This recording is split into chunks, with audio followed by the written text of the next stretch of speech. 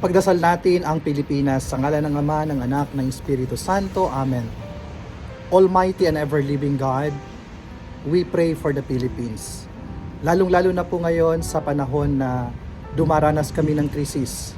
Nagkakagulo ang mga lider ng aming bansa. May kanya-kanyang agenda.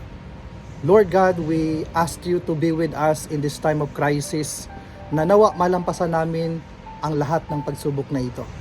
Nagkakaroon ng mga pag-aaway-away, nagkakaroon ng hindi magagandang bagay dahil lamang sa posisyon. Nawa Panginoon, ipaalala mo sa mga namumuno sa amin na ang tungkulin nila ay maglingkod sa bayan, hindi para sa kanyang sarili lamang. Panginoon, magkaroon nawa ng katiwasayan.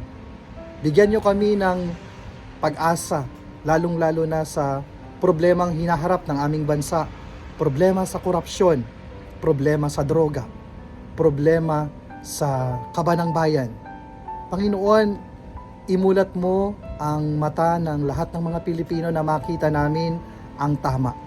Nalalapit na naman po ang eleksyon at kanya-kanya na naman pong siraan ang bawat isa.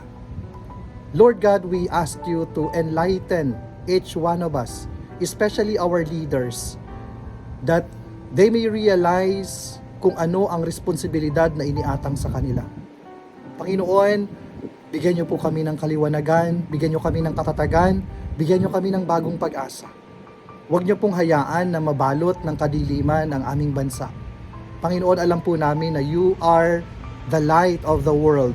Sa inyo lamang po kami makakasumpong ng tunay na liwanag at ginagamit ng kasamaan ang mga pagkakataon na ito upang kami ay mawalan ng pag-asa.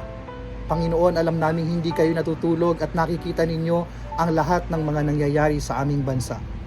Panginoon, patuloy niyo po kaming samahan. Huwag niyo po kaming bibitawan.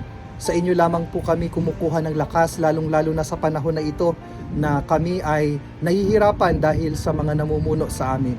Nawa Panginoon ay maliwanagan ng bawat isa at sa kahulihan ay magwagi ang iyong kabutihan. Send forth your Holy Spirit among us, na ang iyong banal na espiritu ang manguna sa aming mga buhay. Nawa Panginoon, patatagin niyo kami. At nawa Panginoon, malampasan namin ang mga pagsubok na ito sa aming mga buhay at sa aming bansa. Huwag niyo po sana kaming hahayaan, Panginoon, na mawalay sa iyo. Nawa Panginoon ay itaas ng bawat isa ang kanilang mga puso sa iyo.